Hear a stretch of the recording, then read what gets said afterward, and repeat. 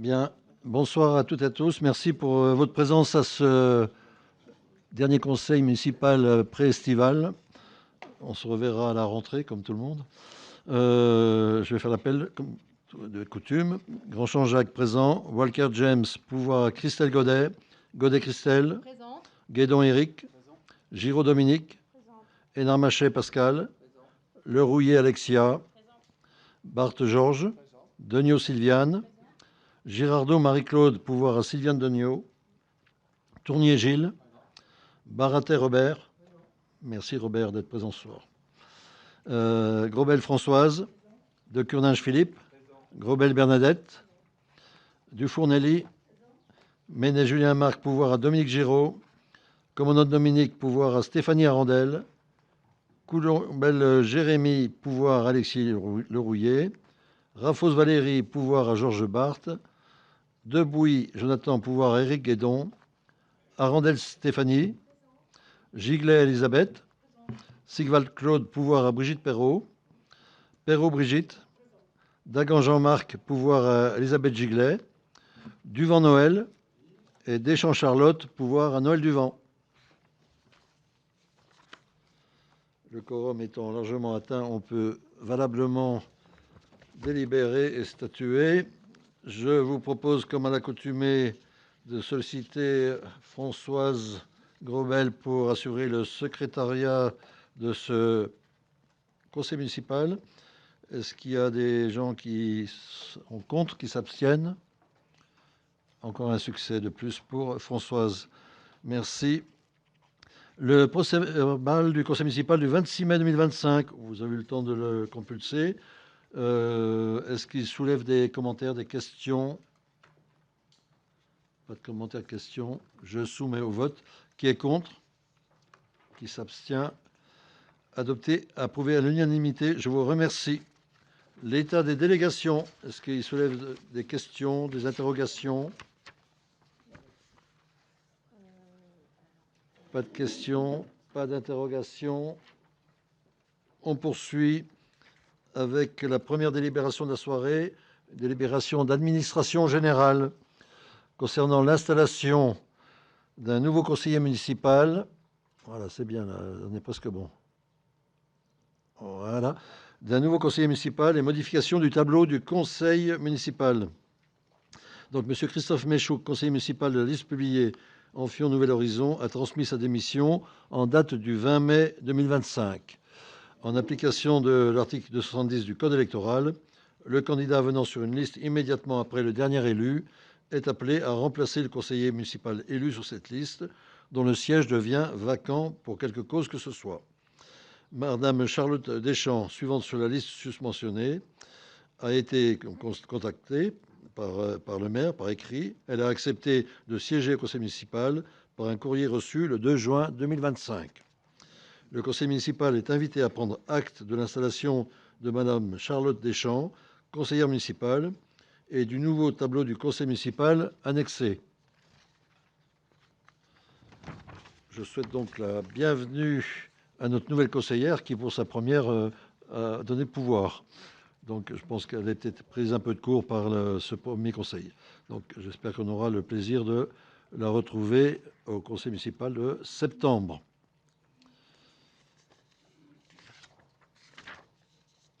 Modification de la délégation du conseil municipal au maire.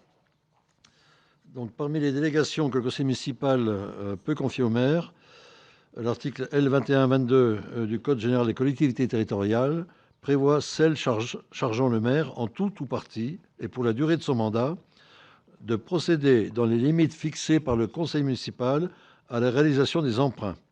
La délégation actuelle du maire prévoit une limite de 3 millions d'euros par an. Afin de financer les travaux programmés dans le plan pluriannuel des investissements, il apparaît nécessaire de recourir à l'emprunt à hauteur de 4 107 790 euros en 2025. Or, après consultation des organismes bancaires, il s'avère que le contexte géopolitique et économique actuel instable ne permet pas à ces derniers de maintenir une offre au-delà de 5 jours. La procédure de délibération au conseil municipal nécessitant des délais bien supérieurs à 5 jours, il est proposé de modifier le montant de la délégation consentie au maire à hauteur de 5 millions d'euros afin de pouvoir concrétiser cet emprunt avec davantage de réactivité. Est-ce qu'il y a des questions sur cette augmentation du plafond de délégation accordée au maire pour les emprunts? Oui, Elisabeth. On comprend bien que le plan pluriannuel demande une augmentation de la possibilité que tu as. Mais est-ce que 4 500 000, c'était pas assez? Qu'est-ce qui fait? Parce que tu aimes les chiffres ronds? Oui. D'accord. Autant C'était ma faire. question, c'est ta réponse? Qui peut le plus, peut le moins. C'est pas pour autant qu'on va augmenter la valeur de l'emprunt. Voilà. Mais non, au non, moins, voilà, on se met à l'abri. Voilà, c'était juste pour savoir si Oui. c'était un chiffre sur lequel tu voulais 5 millions parce que c'était plus quelque chose pour arrondir, parce que... On était à 3 millions. Oui. Là. Bon, c'est beaucoup plus simple. On dit 5 millions. On ne fait pas la course à l'augmentation de l'emprunt pour autant parce qu'on veut rester dans les clous qui ont été indiqués par James dans notre plan pluriannuel. Ok, merci. Est-ce qu'il y a d'autres questions ou d'autres remarques? Je soumets au vote. Qui est contre? Qui s'abstient? Délibération approuvée à l'unanimité. Je vous remercie. La délibération suivante, c'est la détermination du nombre de conseillers communautaires et la répartition des sièges au sein de la CCPVA. Je vous ai mis sur la table les 3 propositions qui ont été débattues au dernier conseil communautaire. Donc, on va donc prendre le temps de les détailler et de les expliquer pour que tout le monde comprenne bien de quoi il retourne. Donc, la composition du conseil communautaire de la CPVA est fixée par un arrêté préfectoral au plus tard le 31 octobre précédant l'année de renouvellement général des conseillers municipaux. Donc, toutes les communes doivent se prononcer pour que la préfecture puisse prendre son arrêté au plus tard le 31 octobre prochain. À défaut d'accord local, le nombre de conseillers communautaires est défini en fonction de la population de l'établissement public de coopération intercommunale, soit pour la CCPVA 38 conseillers, ce nombre pouvant être modifié sous certaines conditions remplies en l'espèce qui peuvent porter le nombre de conseillers à 43. Ça, c'est la loi, toute la loi, rien que la loi. Donc, par dérogation, la composition du conseil communautaire pourrait être fixée selon un accord local permettant de répartir un nombre total de sièges qui ne peut excéder 53 concernant la CCPVA et qui devra respecter les conditions cumulatives suivantes. Être réparti en fonction de la population municipale de chaque commune. Chaque commune devra disposer d'au moins un siège, ce qui est quand même la loi de toute façon, et aucune commune ne pourra disposer de plus de la moitié des sièges. La part des sièges attribués à chaque commune ne pourra s'écarter de plus de 20% de la proportion de sa population dans la population globale des communes membres. Alors, si on reprend le détail avec le tableau que vous avez sur table, si je prends la version légale, toute la loi, rien que la loi, donc la répartition des sièges par commune répond à la population correspondant. Donc, Évian-les-Bains est titulaire de 10 sièges, Publié 8 sièges, Neuvecelles 3 sièges, Saint-Paul-en-Chablais 2 sièges, Lugrin 2 sièges, Marin 2 sièges. Ensuite, toutes les autres communes, de Laringe à Novelle, ont une place. En particulier, les 5 dernières communes, les moins peuplées, qui ont 2 droits, 5 places. Ce qui explique le ratio de 38 à 43. C'est la moindre des choses que chacune des communes soit représentée quand même. Donc ça, c'est la loi. Ensuite, la dérogation. Donc en dérogation, je vous ai donné les pourcentages et les limites qui nous sont octroyés si on souhaite aller dans cette voie-là. Nous avons eu en conseil communautaire 2 hypothèses. 2 hypothèses à 53 sièges. La 53.1 et la 53.2. Je vais essayer tenter de vous expliquer ce qui différencie les deux. Alors la 53.1, dans tous les cas de figure, que ce soit 43, 53.1 ou 53.2, pour publier, rien ne change, comme pour Évian. Nous avons les mêmes nombres de sièges. Donc les communes qui jusqu'à présent bénéficiaient de 2 sièges ou plus, donc de Marin à Évian-les-Bains en remontant, pour elles, rien ne change. Ce qui change dans le 53.1 et 53.2, c'est la répartition de sièges supplémentaires au profit d'un certain nombre de communes. Dans la 53.1,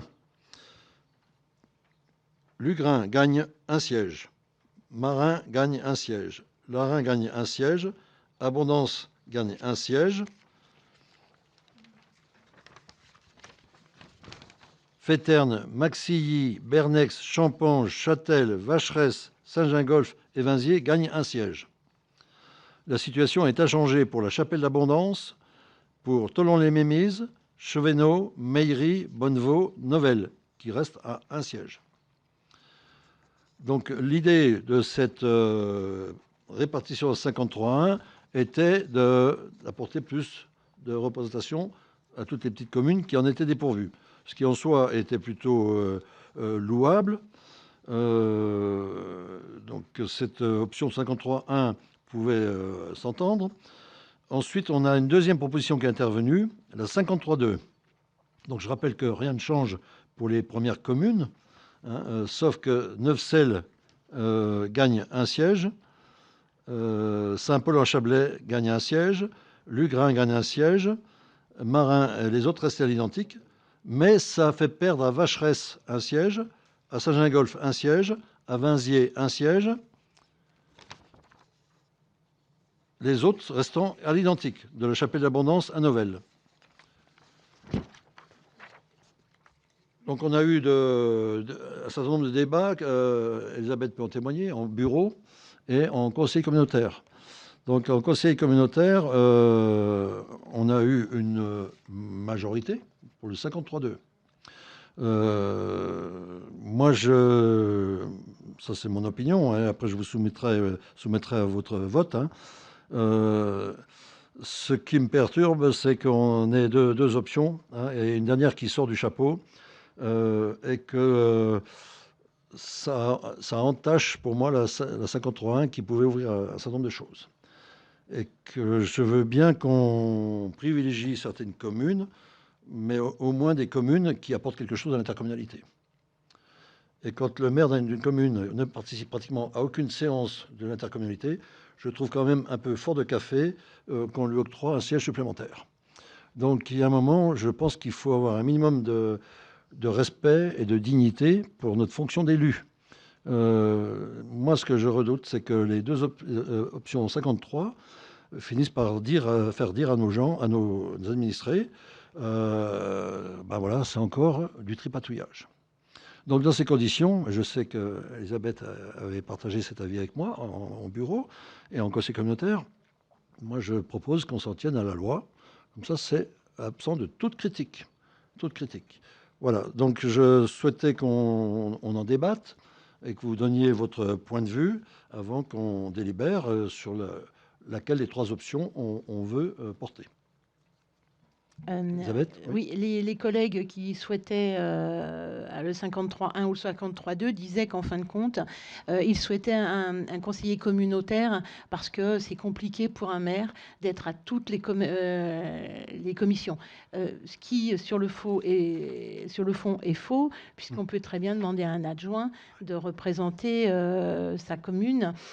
Voilà, nous, je trouve que, enfin, je suis d'accord, Jacques, quelque chose qui devrait être simple, il y a la loi, point, et on nous met encore des difficultés, 53.1, 53.2, ce qui fait que, ben, en fin de compte, aujourd'hui, ça dilue totalement la décision, et c'est compliqué parce que, tu as raison, il y a des maires qu'on ne voit jamais. Ouais. Donc, pour moi, ça a été... alors, Dieu sait si j'ai vanté et défendu la conférence des maires, mais malheureusement, la conférence des maires est un échec. La moitié des maires ne viennent pas.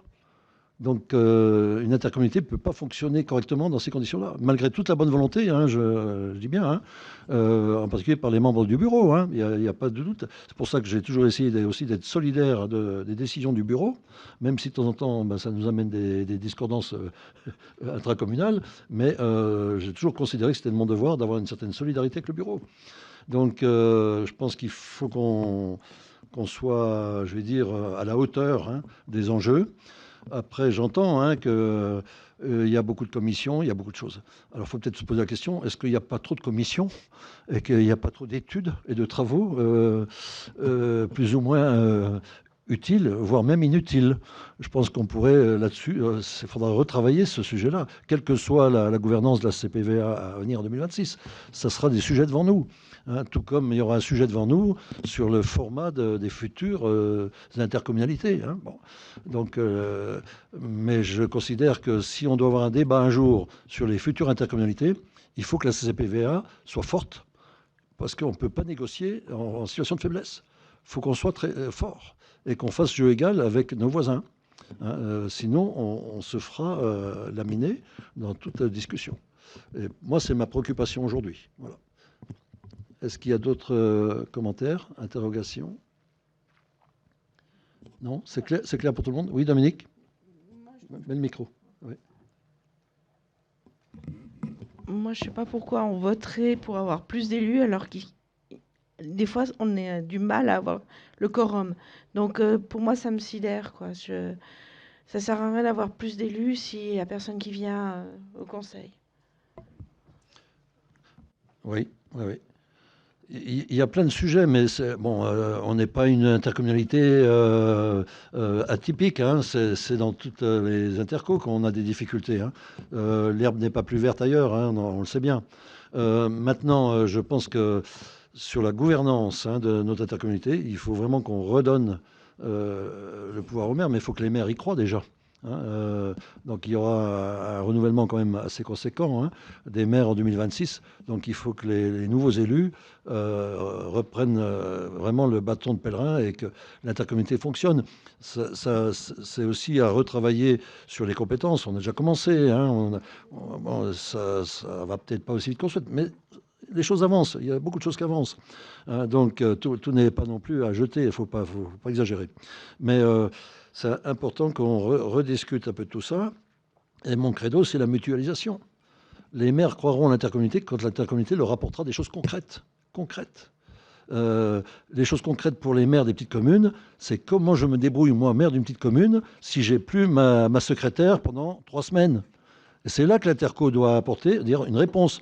Vous n'avez pas de secrétaire, on vous envoie une secrétaire volante, donc une équipe volante. On travaille hein, avec la CPVA, avec la DGS de la CPVA, à la constitution d'une brigade intercommunale d'intervention dans tous les domaines. On voit bien où les autres élus sont fragiles. Evian publié, on est à part, évidemment, parce qu'on a nos services qui sont constitués, qui sont costauds, avec des gens compétents. Mais les petites communes, bon, c'est vraiment démuni. Donc, ils attendent de nous une solidarité. Et la mutualisation y répond. Vas-y. Je pourrais peut-être aussi rajouter que dans ce mandat, il y a eu beaucoup de prises de compétences de la communauté de communes. Et ce qui a été difficile pour certains maires, c'est en fin de compte se voir dépossédés de certaines choses qu'ils avaient. Et ils ont l'impression que si des compétences supplémentaires sont prises, eh bien, en fin de compte, ils n'auront plus rien à faire dans leur commune. Ce qui est faux, parce qu'on peut, quand on fait de la mutualisation, c'est pas parce qu'on va tu auras la possibilité d'avoir une secrétaire que la réalité de ta commune ne sera pas plus facile. Donc, je pense que cette mandature a été difficile parce que les maires se sont sentis dépossédés de leur pouvoir. Je pense que dans le mandat qui va venir, certainement, il y aura des choses qui vont pouvoir se renforcer. Mais tu as raison. Pour qu'un maire reprenne le manche de sa commune, il faut qu'il soit présent pour être averti et qu'il puisse être au courant de toutes les décisions qui sont prises. La conférence des maires a été faite pour ça.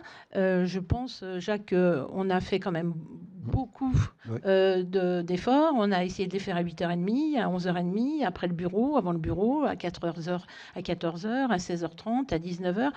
Je comprends, hein, en tant qu'élu, on le voit bien, hein, vous le savez tous, hein, ça prend énormément de temps. Mais il me semble que si on veut vraiment être au fait de ce qui se passe à la CCPVA pour que ça retombe sur sa commune, alors oui, il faut être présent. Oui. Après, nous avons une maladie endémique en France, c'est la réunionite. Donc, moi, je souhaite quand même qu'on soit sur des réunions probantes qui servent à quelque chose et où on décide. Une réunion de 5 heures, tout le monde en a marre. Donc tout le monde décroche et ils ne reviennent pas aux suivantes. Oui, ben, regarde, Ouais. le 43, 43, 53, 1, 53, 2, voilà. Ouais. C'est pour ça qu'on arrive à faire des conseils communautaires qui sont longs parce que, ben, voilà. Donc, je pense qu'il y a une volonté d'avancer, mais enfin, certains maires ont peur en se disant, ben, moi, j'ai besoin d'avoir plus de présence, et ça, on peut le comprendre. Mais la décision finale, c'est quand même eux qui l'ont. Très bien. Et il y a d'autres commentaires, d'autres questions? Donc, je vais vous proposer de vous prononcer. On va commencer par l'hypothèse 53.2, hein, qui avait reçu la plus large approbation au niveau du Conseil communautaire. Qui est contre la 53.2? 53.2. Oui, oui. Contre, hein, contre 53.2. Noël, tu as un pouvoir? Un pouvoir. Donc, vous notez, on a... Oui.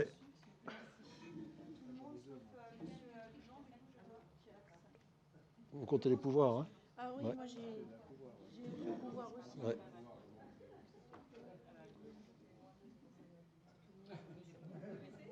Comptez les pouvoirs, oui. C'est bon? Donc, on a 2 pour, contre le 43. Le 53.2. 53.2. Vous allez me faire tourner en bourrique, là. 53.2. Contre, donc. Oui, tout le monde sauf 2. Le 53.1, est-ce qu'il y a des contre le 53.1? Oui, bah oui. 53.1, c'est compliqué, mais bon, ça y est, tout le monde a compris. Tout le monde est contre le 53.1. Parce qu'il a voté l'autre. Oui. Et qui est contre le 43? Donc, logiquement, Ben, toi. non? Non, il n'y a plus que... Oui, donc tu es contre le 43. 2 voix contre le 43. OK. 2 voix contre le 43. C'est bon? Je vous remercie. Donc, la commune fait le choix de 43 sièges. On passe aux ressources humaines. La modification du tableau des emplois. Donc, il s'agit, comme chaque année, hein, d'adapter les missions aux besoins des écoles et de garantir la stabilité et la continuité du service, tout en répondant aux souhaits des agents. Il convient de modifier les temps de travail de plusieurs postes à compter du 1er septembre 2025. Il est précisé que la quantité totale du temps de travail au sein de toutes les écoles ne varie pas. Il est réparti différemment entre les agents. De plus, il convient de pérenniser le poste d'ATSEM, créé de manière temporaire pour l'année scolaire 2024-25, à la suite de l'ouverture d'une classe de maternelle à l'école Saint-Exupéry. On est quand même une commune qui crée un poste d'ATSEM supplémentaire, hein, alors qu'on pourrait dire, ben non. Bon, c'est quand même important. Enfin, chaque année, la collectivité fait état de ses propositions d'avancement de grade ou de promotion interne pour ses agents. En conséquence des choix effectués pour 2025, il est proposé au conseil municipal de modifier plusieurs emplois existants en ajoutant les grades correspondants, évidemment, à compter du 1er juillet 2025. Donc, je sollicite le conseil municipal pour qu'il approuve la modification du tableau des emplois comme présenté dans la note de synthèse que vous avez reçue. Est-ce que ce tableau suscite des questions? Pas de questions, pas d'observations. Je soumets au vote. Qui est contre? Qui s'abstient? Délibération approuvée à l'unanimité. Affaires financières. Je vais profiter de l'absence de James Walker pour m'emparer enfin des finances, en lieu et place. Donc, il s'agit des tarifs municipaux 2025. Donc, ils ont été fixés en dernier lieu par délibération du conseil municipal du 16 décembre 2024. Afin de mettre en cohérence certains tarifs avec les besoins de la collectivité, sont proposées les modifications suivantes. La création d'un nouveau tarif forfait 3 mois d'un montant de 2 000 €, en plus du forfait 1 mois et 6 mois déjà existant, afin de faciliter l'installation de nouveaux food trucks, kiosques ou offres de petites restaurations sur la commune pendant la période estivale. La modification du tarif vente au déballage le samedi matin sur le marché, à 2,50 € le mètre linéaire au lieu de 2 € actuellement, pour l'aligner sur le tarif des exposants occasionnels du marché. La création d'un tarif pour la mise à disposition d'un logement temporaire aux agents de la commune d'un montant de 300 € par mois pour un agent seul et 50 € par personne supplémentaire accompagnant l'agent, qu'il s'agisse d'un conjoint ou d'un enfant. Il convient par ailleurs de prévoir la gratuité de cette mise à disposition pour les agents bénéficiant d'un emploi non permanent pour accroissement saisonnier d'activité dans le secteur aquatique, les BNSSA ou les MNS, en raison de la tension de ce secteur d'emploi. Cette gratuité n'est pas de droit. Elle sera décidée par le maire au cas par cas, en fonction de la disponibilité du logement et de la distance entre le lieu de résidence habituelle de l'agent et son affectation. Enfin, dernier point, la gratuité de l'abonnement à la médiathèque pour les bénévoles y exerçant sous convention. Par ailleurs, les tarifs du centre sportif et du centre nautique de la Cité de l'Eau ont été approuvés en dernier lieu par délibération du 10 mars 2025. Il est proposé la création d'un forfait pénalité pour dégradation du minibus. On a une association qui nous a déjà plafonné 3 fois le minibus. Donc il y a un moment, il faut qu'on arrête de... Voilà. En lieu et place du système de caution actuel d'un montant de 1 500 €. Par dérogation à l'ensemble des autres tarifs de la Cité de l'Eau, applicables au 1er septembre 2025, ce forfait est applicable au 7 juillet 2025. Les autres tarifs, donc tous les autres tarifs, demeurent inchangés. Est-ce qu'il y a des questions, des remarques, questions? Pas de questions, pas de remarques. Je soumets au vote. Qui est contre? Qui s'abstient? Adopté à l'unanimité. Je vous remercie. Et je ne résiste pas au plaisir maintenant de donner la parole à Dominique Giraud pour la convention de formation avec le SDIS 74. La commune de Publier souhaite conclure une convention entre le service départemental d'incendie et de secours de Haute-Savoie, le SDIS 74. Donc, ce partenariat prévoit pour la formation, donc le SDIS assurera chaque année 2 sessions de recyclage premier recours en équipe 1 et 2 pour les agents de service des sports de la commune dans le cadre de leur activité professionnelle. En contrepartie, donc en échange, la commune mettra gracieusement à disposition du SDIS un créneau hebdomadaire d'1 heure pour l'entretien physique des sapeurs-pompiers et 2 créneaux annuels d'1 heure chacun avec 2 lignes d'eau pour les tests des jeunes sapeurs-pompiers. Donc, je vous invite, le conseil municipal est invité donc à approuver ce partenariat et à autoriser monsieur le maire à signer la convention avec le 1074. Bien. Question ou observation, je ne pense pas que ça soulève de problème particulier. Donc, on est toujours évidemment très attentif à tout ce qui est partenariat avec le SDIS et on soutient du SDIS. Je profite de la circonstance pour redire encore une fois combien on pense à notre ami victime de cette agression lamentable et vous informer qu'il a subi une nouvelle intervention il y a une semaine, donc suite à un problème de complications. Donc évidemment qu'on lui souhaite le plus rapide rétablissement et dès que j'en aurai l'opportunité, j'irai le saluer sur place. Je soumets donc au vote. Qui est contre? Qui s'abstient? Adopté à l'unanimité. Je vous remercie. Un petit peu d'urbanisme. Georges?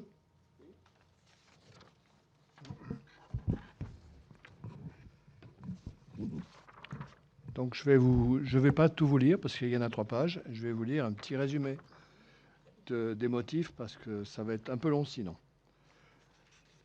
La commune de Thonon-les-Bains a initié le projet de réaliser sur la Drance, à cheval sur Thonon et Publier, une microcentrale hydroélectrique. À l'issue d'une mise en concurrence, elle a validé l'offre du groupement GEG-ENR et Dexi, groupement ayant depuis donné lieu à la société Force Motrice de la Basse-Drance.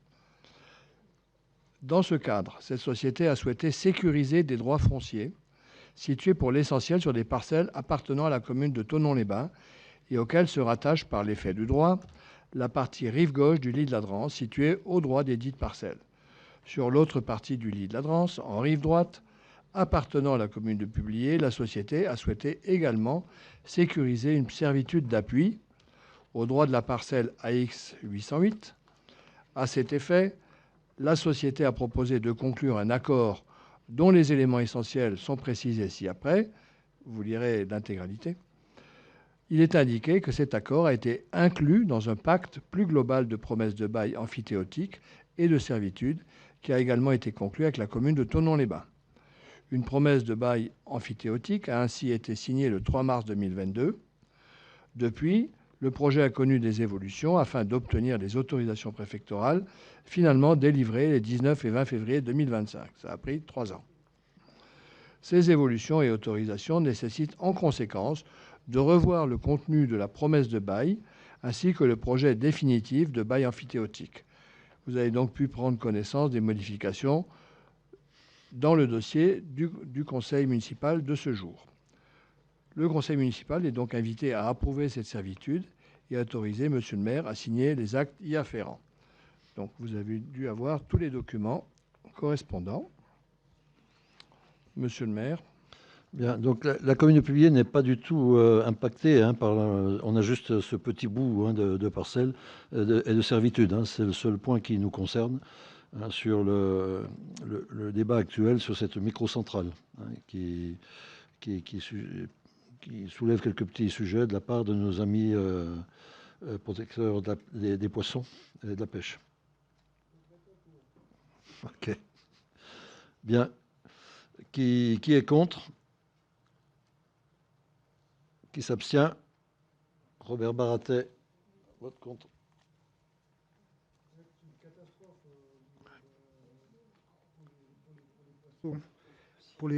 Parce qu'il faut savoir que la truite lacustre, elle remonte pour frayer dans les rivières environnantes, y compris la Drance, beaucoup la Drance.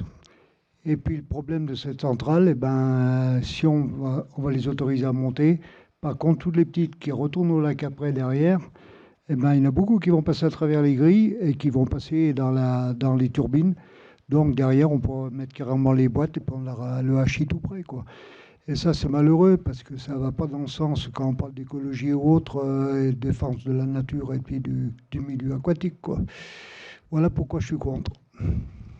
Ok, merci Robert. Donc, tu es constant dans tes positions, c'est très très bien. Moi, je trouve ça parfait. L'acquisition de la parcelle B810, Georges? Oui. Donc, c'est une régularisation. À l'occasion de la finalisation d'une régularisation foncière impasse des Fours, il est apparu qu'une parcelle constituant de fait du domaine public, longeant la rue des Bois-Bernard, n'avait pas été incluse dans l'opération initiale, alors même qu'elle fait l'objet d'un emplacement réservé au PLU. Il convient donc de régulariser l'acquisition de la parcelle cadastrée B810, représentant une surface tout de même de 247 m².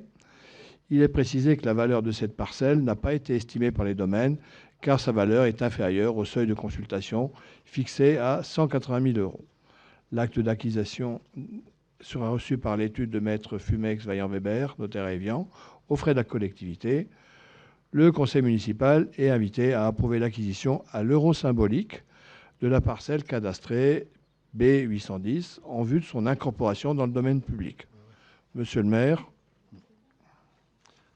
Y a-t-il des questions, des observations? Je soumets au vote. Qui est contre? Qui s'abstient? Adopté à l'unanimité. Je vous remercie.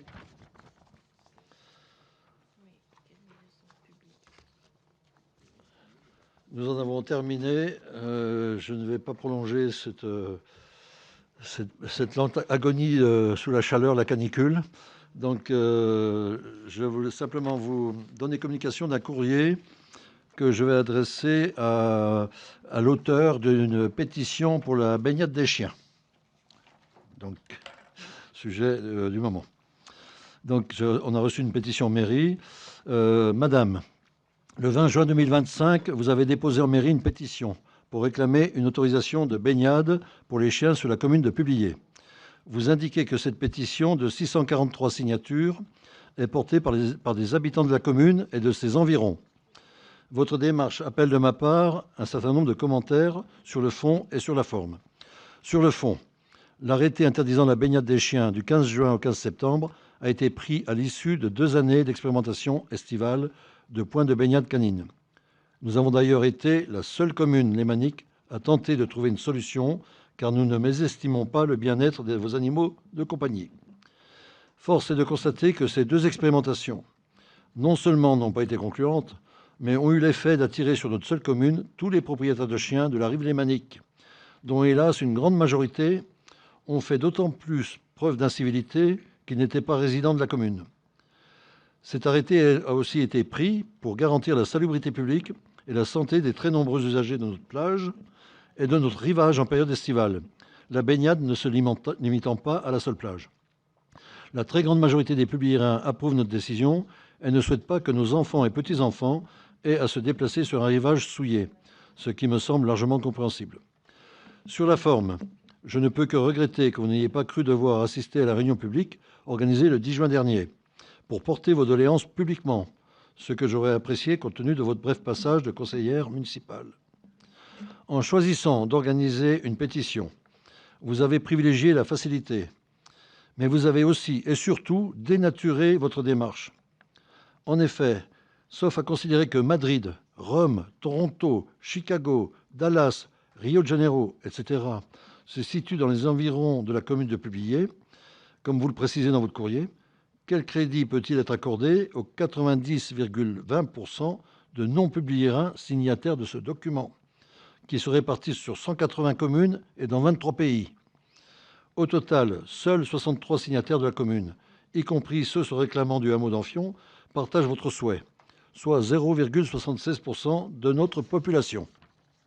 Dans ces conditions, je ne peux que vous confirmer que la commune de Publier maintiendra son interdiction durant la période estivale pour garantir l'hygiène et la salubrité publique qui nous permettent de bénéficier du pavillon bleu depuis de nombreuses années et d'accueillir tous nos visiteurs dans les meilleures conditions. Regrettant de pouvoir répondre à votre attente, je vous prie d'agréer, Madame, l'expression de mes salutations distinguées. Voilà. C'était le petit sujet du moment. Oui, Elisabeth ? Oui, alors je suis tout à fait d'accord. Ce matin, j'ai été à la plage. Malheureusement, il y avait des chiens qui étaient passés. La seule chose que je peux dire, c'est qu'il y a des gens sur notre commune qui se conduisent bien. Oui. Et le problème, et on le sait, hein, c'est toujours à cause des personnes qui se conduisent mal qu'il faut prendre une décision. Mais je vois quand même pas mal de gens de publier, promener leurs chiens, ramasser les crottes de leurs chiens et être extrêmement propres.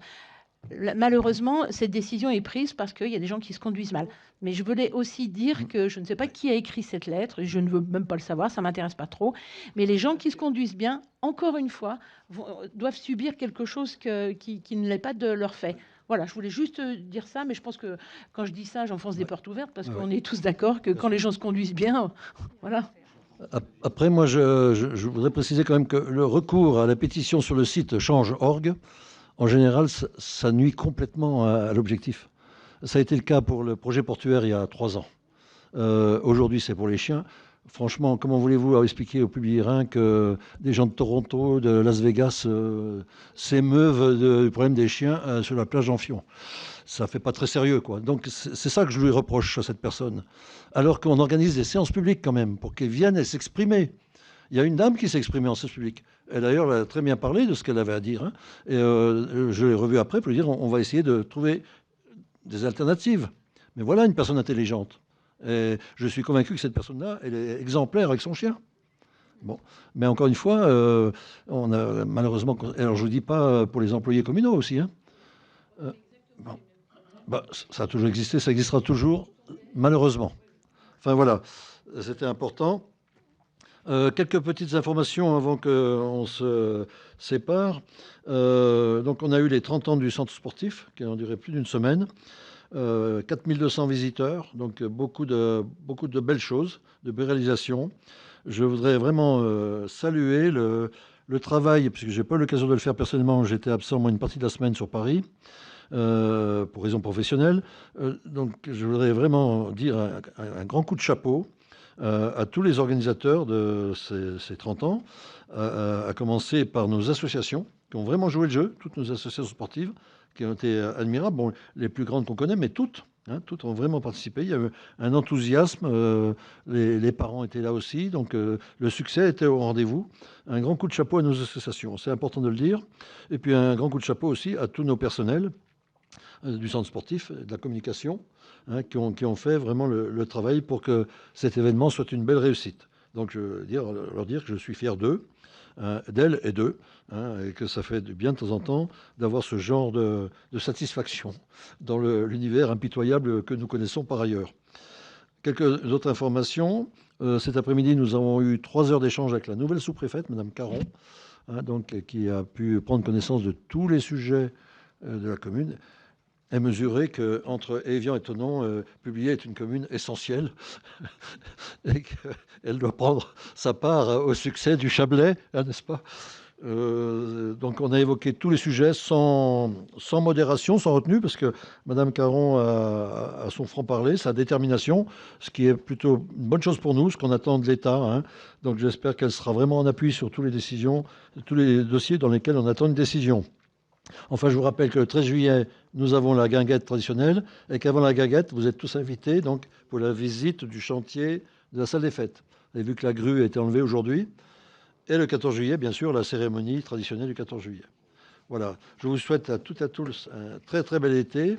Pour les papis et mamies dont je fais partie, bon courage, hein, pour la gestion des petits-enfants. Hein, il va falloir qu'on leur trouve des activités parce que s'il fait toujours aussi chaud, ça va être un peu compliqué. Voilà. Bonne soirée à toutes et à tous. Merci de votre participation.